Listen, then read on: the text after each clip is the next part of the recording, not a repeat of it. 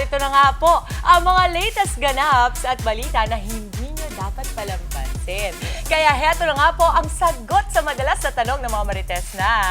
Anong latest?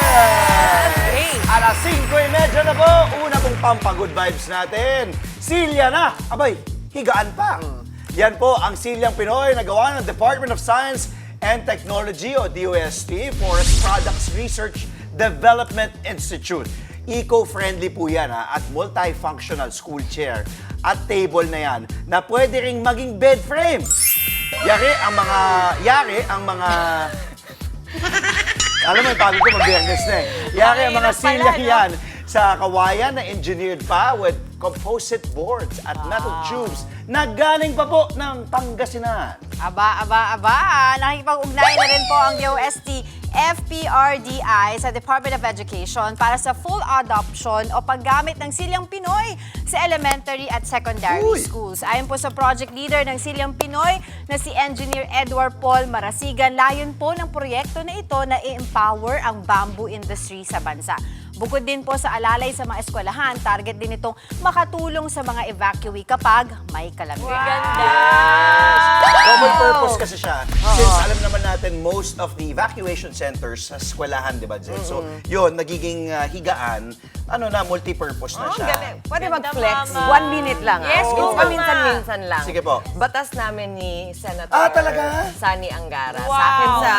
Sa akin sa Congress, sa kanya sa Senate, Senate. ang neutral desks. No? Yun. Dahil para Yung sa sa mga kaliwete. kaliwete, nahihirapan kami dun sa yung kanan typical lang, na yung pakanan. armrest. Share. Yes. Nakalagay naman sa ordinansa, ngayong batas na dapat at least 5% ng mga desk sa isang classroom ay pwede sa kaliwete. Ang hininga lang namin kahit yung pakaliwa na ganun.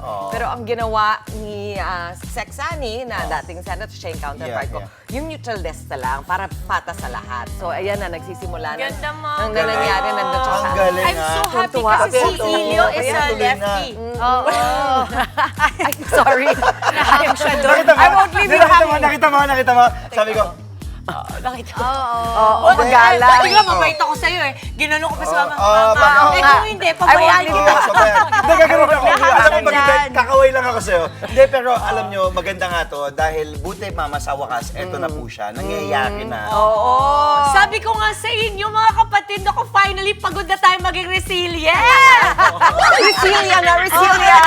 Resilient na. Ang ganda nito because it is empowering one of our best resources which is bamboo. Bamboo. Yes. Yeah. Napaka ano dyan, di Correct. ba ang sabi nga nila, ang kawayan daw, kahit mag-sway yan, bihirang-bihirang yan, it Hindi only nababali. bends. It doesn't It doesn't break. break. No? Just like the Filipinos, we bend but we never break. Yes. And this time, we're finally looking at things na usually take for granted natin. Di ba, Mama, sa araw-araw, pansinin niyo po mga kapatid, sa inyong tahanan, kung sino pa yung malapit sa inyo, yan yung hindi nyo madaling makamusta.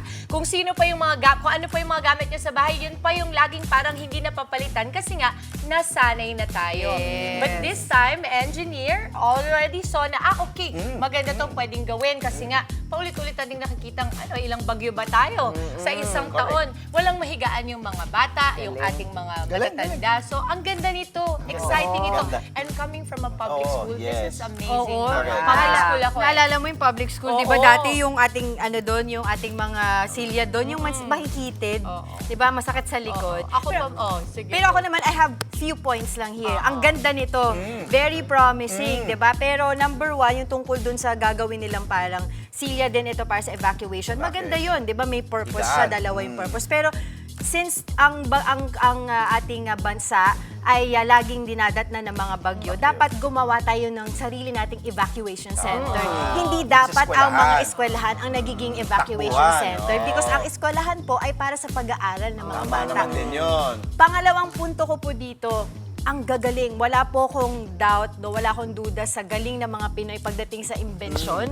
'Di ba? Ang problema lang dito lagi yung suporta ng gobyerno, no, yung funding para sa kanila. Ilang imbensyon na ng mga Pinoy ang napunta sa na-commercialize dahil na finandingan ng ng banyaga. ng mga banyaga or ng mga company dito sa atin na kawawa din naman yung ating mga Pinoy inventors. 'Di ba? So, parang gone are the days dapat na puro lang tayo, pure hanga. 'Di ba? Para to make sure that we walk the talk, ay suportahan natin, bigyan natin ng pondo ang ating mga innovative Filipino. Ang maganda dito, Angela, may pagkakataon ng ating gobyerno na magpasikat. No, ito ay it is an opportunity kasi minsan, 'di ba, inisip siguro nila ako siguro kung ako nasa gobyerno, 'di ba naman tong mga lagi na lang nagrereklamo, but this is a perfect opportunity po sa lahat ng mga nakaupo ngayon na tayo ay magpasikat sa ating mga mamamayan. Ipakita natin na iba tayo. O hindi tayo pakita parang lip service. Parang ano yan eh, di ba? Puro tayo puri sa mga frontliners. Ang ganda ng mga ginawa nila, mga sakripisyo na during the pandemic. Pero until now, 5 years has passed. Wala pang Di ba? Wala magandang pa rin benefits. silang mga bayad dun sa kanilang mga allowance. Di ba? So, yung puri na yun, maganda yun. Pero gawin natin, mas maganda yung aksyon. Di ba? Walk the talk. Walk the talk. Walk Yun the lang talk. naman eh. Or run. Or Si pag- Mama Chiki legit. Si Mama Chiki. Si Mama Chiki Okay. legit. Ang Morning, pagkakasabi niyo. Sexani! Sexani! Kasi siya, walk the talk sila. Yes. Di ba? Naging batas yung Isinabatas, kumbaga. Wow. Hindi lang parang usap-usapan. Yes. Eto, Tama. You walk, you run. Ano Yes. pang gusto natin gawin? Dahil sports naman tayo, di ba? Busy-busy ka kagabi sa Ay, opening nako, ceremony. ang saya. Pero lahat itong action na to bago pa mag-opening ceremony, Yes. katulad ng football, nako, ang Philippine football team pasok na sa semis ng 2025 SEA Yes. Games. Woo! Semis bound na nga ang Philippine men's football team matapos talunin ang defending champs na Indonesia sa score na 1-0. Ito ang unang pagkakataon sa loob ng 34 years na makapasok ang men's football team sa semifinals. Ang laki nito. Sobra, history to. Winning goal natin ay natala ni Otu Banatao bago ang halftime. Ang saya-saya niya. Naging matindi ang depensa ng Pilipinas sa pagpasok ng second half at hindi na pinayagang makagol ang defending champs. Hinihintay na lamang ng Philippine team ang top team sa Group A or B para sa semifinals match na gaganapin sa December 15 para December malaman 15, nila. yes. Malamang Thailand yan. Ako, ang ganda. Thailand, tapos host nation pa, di ba? Yes. Sobrang historic Super yun. galing. Historic talaga sa nakakita, naka-34 taon bago natin. Oo, talaga. May 3 dekada eh. Yan ang sinasabi ko sa atin, hindi mo malaman talaga all these things happening for us. Nakaka-inspire lalong-lalo na football is like a growing community in the Philippines. Dati it was only basketball, Basketball. Tapos boxing, volleyball, boxing. umangat. Ngayon, may football na rin. correct. So, good for sports talaga, ang lalong-lalo na sa mga bata. So, yung mga kids na naglalaro ng football, tapos nakita nila to, ma-inspire sila. Alam mo, magdagdagan ko yung sinabi mo yung ma-inspire kasi yun yung dinedevelop ngayon eh, yung we go to far-flung areas, mga Grassroots. Grassroots, yes. Kasi ang dami magagaling sa Visayas, sa Mindanao, sa probinsya. Wala lang kasi yung gel, hindi makabili ng spikes. Walang yung mga shin guard. Eh, important yun eh, yung mga equipment. bola eh. nga Pero sobrang talented yung pagdating sa footwork ng bola. Napakahusay. Pero happy ako for the men's football team. Nanalo na rin ng women's football team. Yes, Natalo tayo ng magkasunod unang match. yun. O, magkasunod yun. So, congratulations. This is the largest Oh, yes. delegation, no? This Ng- is yes. the largest. 1,600 Kaya yung dami. pinadala. Yes. Parang patunay yan dun Officials, sa... coaches, players. Oo, patunay sa developing grassroots program. Yes. Ang dami mga first-timers. Yung ngayon Dami. palang lalaban. Nakakakilabot, no? Oo, Makikita sila grabe doon. talaga, Nakita natin sila nakakatuwa. ng opening sa stage. Tapos hawak-hawak nila yung flag. Flag. Tapos syempre Flag yung of the Pilipinas. Philippines. Talaga, oh tapos my yung flag bearer gosh. natin, Alex Ayala, Brian Oo, Maguna Brian, sa oo. volleyball team. Ibang, I couldn't think of, ang dami naman natin mga atleta na pinadala. Pero with Alex Ayala, parading, flag bearer, and Brian Bagunas, Oo, nakaka-proud. yung mga tropa mong atleta, mamaya ite-text ka. Anong wala kang ibang Hindi. maiisip? Di ba marami kang friends? Sorry, mamaya sorry, marami sorry. ka nang maiisip. Pasensya na. Pero sabihin ko, Alex Ayala, ganda nung taon, bigay nyo kay Alex. Di ba? totoo Brian yan. Bagunas, ganda ng Alas Pilipinas. Oo. Yung suot nila. Ay, yung ganda. Ganda. Tapos Ganda. ay close up mo, nakita mo yung mga burda. Burda. Yung parang mga larong Pinoy. May piko, may patintero, luksong tinik. Makikita mo talaga dun sa burda ko. Ano Nandun yung yung kultura natin dun sa damit. Ano, nagsalit. Abel Bakud. Sayang naman mga 140 Representation. athletes yung nakaparada. Oo, hindi lahat pinapasok kasi nandun si King. Si King Rama nandun. So medyo humigpit yung kanilang security. Nakalahati yung delegation na pinapasok. Pero good luck, lang Team yun. Philippines. Ang Oo. importante, alam nilang fully supported. Yes, at isa sa mga inabangan natin, syempre, Olympic gold medalist, Heidelin Diaz, isa yan sa mga mangunguna sa atin sa gold. Hopefully, tuloy-tuloy tayo. Maraming gold. Ito isa pang mangunguna sa gold Yo. pagdating sa singing. Yan. Naman. Ang Sino? paborito natin, Sino? ni Angela. Hey! Ay, talaga. Second hand. Kasi kunyari hindi ko gusto. Parang pinipili. Sampulan mo nga, sampulan mo. Go na, go na, go na. Mabuti-buting wala daw. Baka magising-gising yung mga manonood. Hindi sila magigising. Ano mangyayari? Mababa na sila. second-hand serenade, magkaroon ng impromptu duet sa isang busker.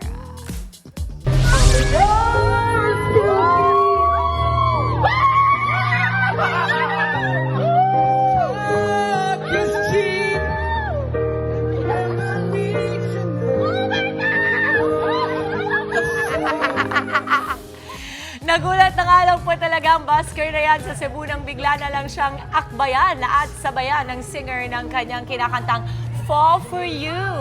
Walang iba kundi si John Wesley himself o mas kilala bilang second-hand serenade. Magdi-dinner lang sana si John nang marinig niyang kinakanta ang kanyang kanta kaya't ayan, naintriga siya at pinuntahan ang ating talented busker.